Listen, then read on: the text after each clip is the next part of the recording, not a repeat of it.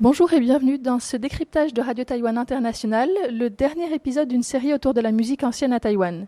Dans les épisodes précédents, nous avions présenté le festival de musique ancienne organisé par The Glim à l'occasion des 400 ans de la présence espagnole à Taïwan et comment s'improvisait la musique à l'époque. Nous avions aussi présenté une Taïwanaise qui a étudié le clavecin en France et la musique coloniale en Nouvelle-Espagne, puisque c'est d'Acapulco que les Espagnols sont partis vers les Philippines et Taïwan.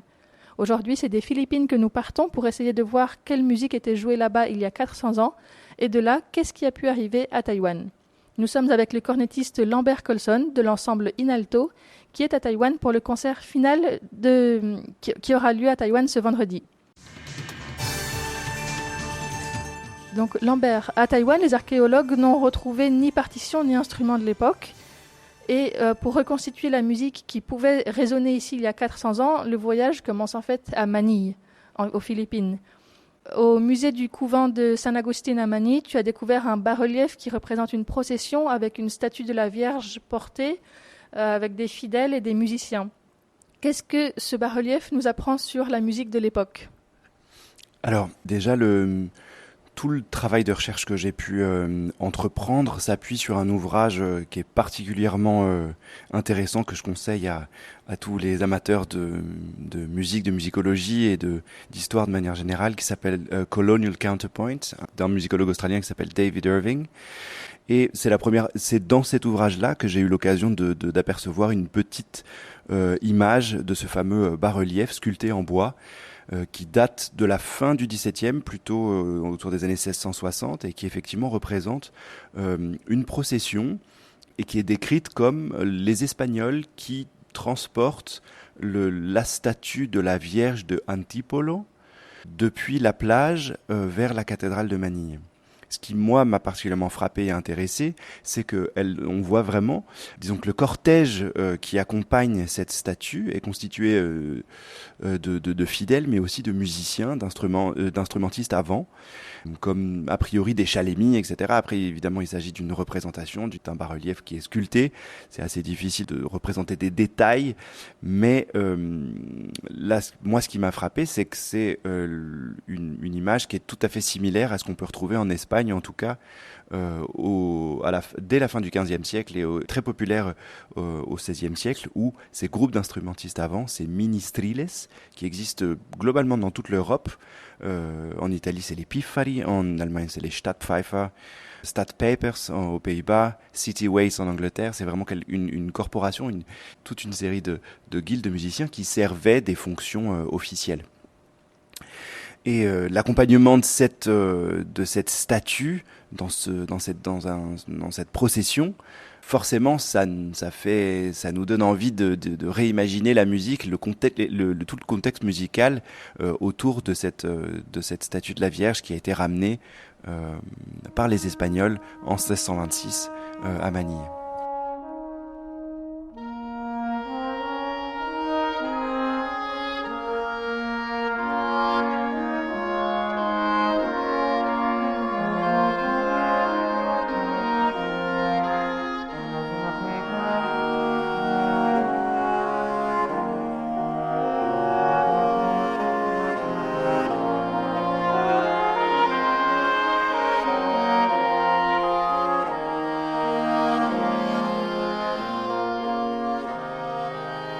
Oui, justement, tu précises que c'est en 1626 et c'est ça qui est très intéressant par rapport à Taïwan, c'est que c'est exactement la même année où les Espagnols arrivent à Taïwan pour la première fois pour s'établir donc à Geelong dans le nord de Taïwan. Est-ce qu'on peut suivre un petit peu le voyage de cette Vierge et comprendre ce qu'elle symbolise pour les marins de l'époque ? Absolument. Alors, il y a effectivement une sorte de coordination, d'enchaînement d'événements qui m'ont particulièrement inspiré dans la construction de ce programme. Au mois de mars 1626, c'est un nouveau gouverneur qui est nommé depuis Acapulco pour aller rejoindre Manille et être gouverneur général de cette colonie espagnole des Philippines, Juan Niño de Tabora. Et il embarque à son bord cette fameuse statue d'une petite vierge noire sculptée dans un bois assez foncé, Ils vont traverser le Pacifique avec toutes les difficultés qu'on peut imaginer à l'époque. 3 mois de traversée, des feux à bord aussi. Donc pas mal de dangers auxquels ils ont en partie survécu. Une partie de la flotte ne parvient pas jusque Manille. Et 3 mois plus tard, en touchant terre finalement à Manille, ce nouveau gouverneur est persuadé qu'il doit sa survie à la présence de cette statue à son bord. Et donc au moment où il descend, il déclare tout de suite que cette statue est en fait protectrice des voyageurs. Et donc elle est appelée Notre-Dame de la paix et du bon voyage. À partir de là, c'est toute une série de symboles qui s'installent. Faut imaginer que les Espagnols cherchent à établir non seulement une présence humaine, économique, sociale, etc., mais surtout aussi une présence culturelle, et cherchent à imposer leur culture, notamment en évangélisant et par le biais de la présence de tout un tas de communautés religieuses. Ce symbole fort de cette Vierge qui serait protectrice des marins, protectrice des voyageurs, va graduellement se substituer à priori tout un tas de symboles qui étaient déjà existants chez les populations locales, notamment à travers des divinités locales comme Maguyen, qui était une divinité des Visayas, et qui était aussi, c'est une figure protectrice des voyageurs, à laquelle on faisait appel pour protéger les bateaux, que ce soit les marins, les pêcheurs, et la notion de voyage dans son ensemble, aussi le voyage vers l'au-delà. Et ça, c'est typiquement ce genre de rites de passage qui sont associés dans l'histoire d'à peu près toutes les civilisations du monde avec l'utilisation d'instruments avant. Donc pas forcément les instruments espagnols tels qu'on les voit sur ce fameux bas-relief conservé à Manille, mais les instruments avant de manière générale. En Afrique, on souffle dans des défenses d'éléphants, dans le Pacifique, on souffle dans des conques. On voit même des représentations, par exemple, mythologiques grecques, où un des fils de Poséidon, Triton, souffle pour ou apaiser les flots ou les déchaîner, souffle dans un coquillage. Cette dimension à la fois marine et de rite de passage, de ritualisation des moments importants de la vie de l'homme, c'est quelque chose qui est tout à fait universel. Oui, ça m'amène aussi à ton instrument de prédilection qui est le cornet à bouquin en français et qui était appelé le plus proche de la voix humaine. Est-ce qu'on peut l'entendre un petit peu ?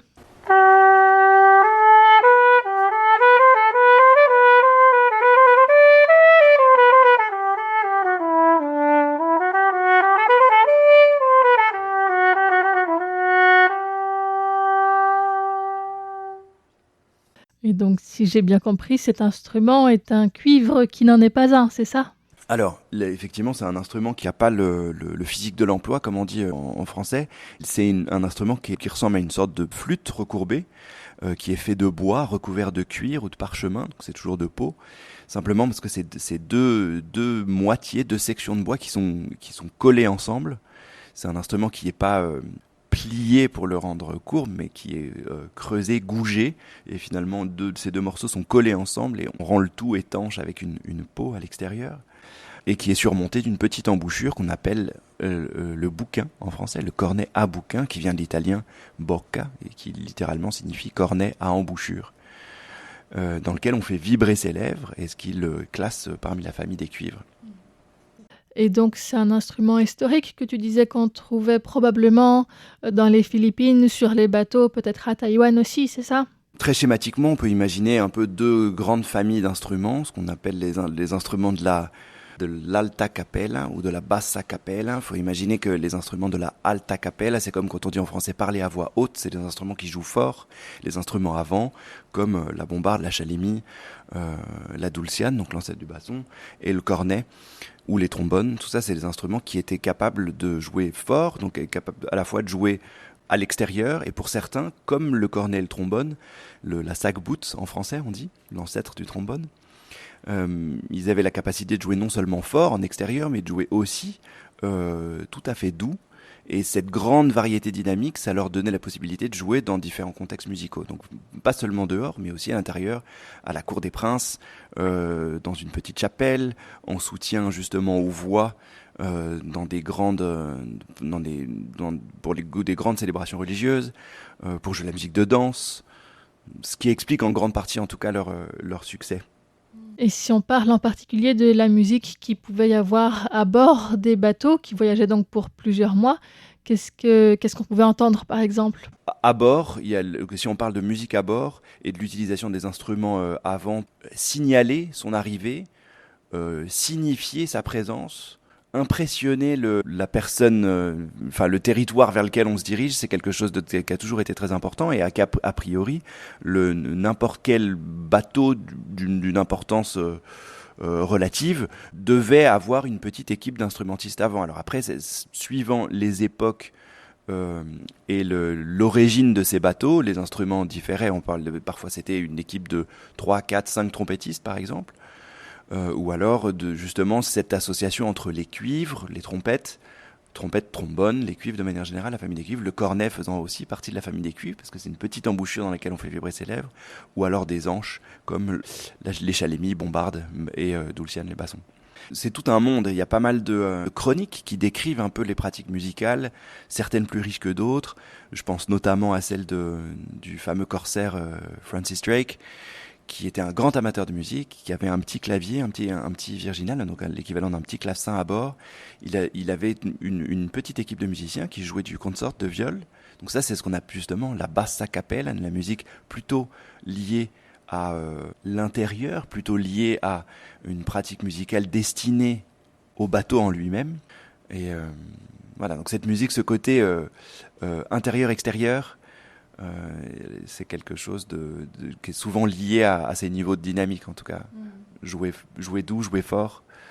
Et ça, c'était la musique à bord. Et donc quand on imagine l'équipage du capitaine Antonio Carreño, qui a été envoyé par le gouverneur Taborda depuis Manille vers Taïwan en 1626, quelques mois après son arrivée, donc quelques mois après l'arrivée de cette fameuse statue, on peut théoriser, émettre l'hypothèse que dans le cadre d'une sorte de nouvelle conquête, et pour impressionner les populations locales, c'est hautement probable que Taborda avait décidé d'envoyer un petit détachement de musiciens, et très certainement un petit détachement d'instrumentistes avant, lors de cette expédition vers Taïwan en 1626, en septembre 1726 exactement. Oui, et puis l'autre partie de musiciens qui étaient probablement là, tu avais expliqué dans une conférence il y a quelques jours, c'était ceux qui étaient plus chargés de la musique religieuse pour participer à l'évangélisation, parce qu'en arrivant dans une nouvelle terre sans comprendre la langue, la musique est une bonne manière de toucher les gens aussi. Absolument, il faut imaginer qu'ils sont aussi dans le processus d'évangélisation, il y a tout aussi ce processus de formation, d'éducation des jeunes. Donc, il y a une description du premier évêque de Manille, Domingo Salazar, qui explique qu'il célébrait la musique avec des boys, des enfants. Knaben en allemand on appelle ça, donc c'est les petits des enfants qui vont chanter le plein chant, pas forcément la polyphonie, mais donc le grégorien, et le faire de manière régulière, suivre les heures et participer à l'office avec d'autres musiciens professionnels, vraisemblablement eux importés d'Espagne ou de Nouvelle-Espagne. Et à l'occasion de célébrations plus importantes, je pense notamment à les deux plus grandes fêtes espagnoles, du monde, disons, catholique ibérique à ce moment-là, qui encadrent quasiment toute l'année, c'est l'Immaculée Conception et la fête du Corpus Christi, c'est au mois de juin, où on sort les reliques, et qui donne aussi lieu à tout un tas de processions, encore aujourd'hui en Espagne. Et pour conclure sur le concert de ce vendredi, le programme ne prétend pas donc reconstituer exactement ce qui s'était passé par manque de sources aussi. Il y a aussi des créations contemporaines d'une compositrice taïwanaise. Donc, comment est-ce que vous vous situez en tant qu'ensemble musical entre rigueur historique et liberté artistique aussi pour pouvoir toucher un public taïwanais qui a peut-être pas une très grande connaissance de la musique ancienne espagnole non plus. Comment est-ce que vous gérez un petit peu toutes ces tensions ? L'endroit exactement artistique, je parle d'endroit parce que c'est vraiment la sensation que j'ai dans lequel je travaille, c'est effectivement ce point de tension très fin entre essayer d'être au maximum de ce que je peux faire en termes de connaissance des sources, de l'étendue des connaissances qu'on peut avoir sur un sujet.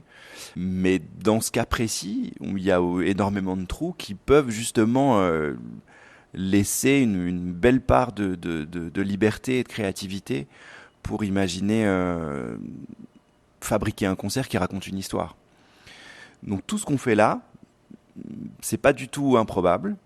On pourrait difficilement, scientifiquement, me prouver que ça n'a pas existé, que ça soit en termes de choix des pièces, de choix des instruments, choix des équipes et la façon de le faire, parce que c'est un peu tout notre travail, ce qu'on appelle dans l'interprétation historiquement informée, c'est de s'approcher au plus près des sources.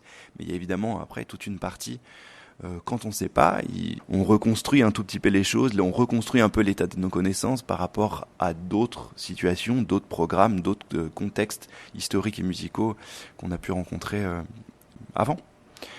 Et donc évidemment, par rapport à un public qui ne connaît pas cette musique, on a tâché de construire un programme qui est aussi varié, pas simplement avec de la musique religieuse, mais aussi avec des villancicos.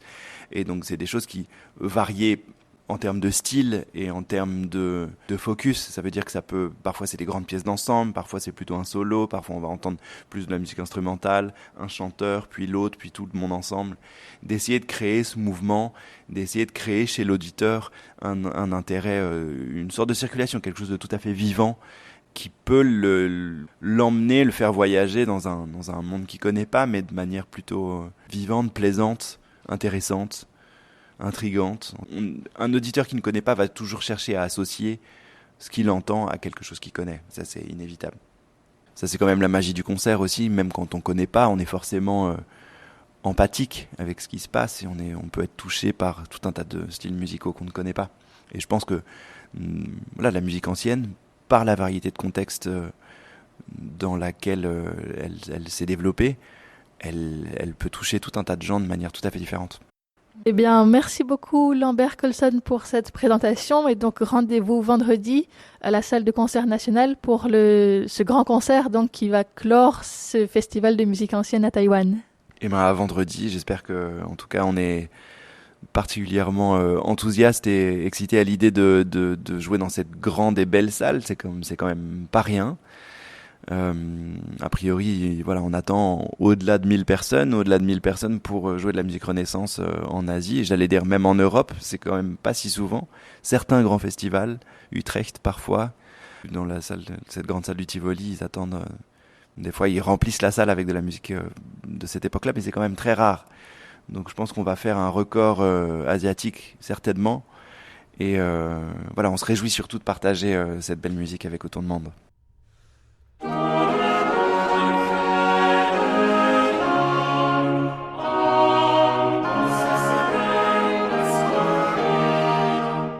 C'était un décryptage présenté par Florian Dai pour Radio Taïwan International et vous écoutez maintenant un chant plein, le Canto Llano de la Inmaculada, interprété par l'ensemble Inalto que dirige donc Lambert Colson.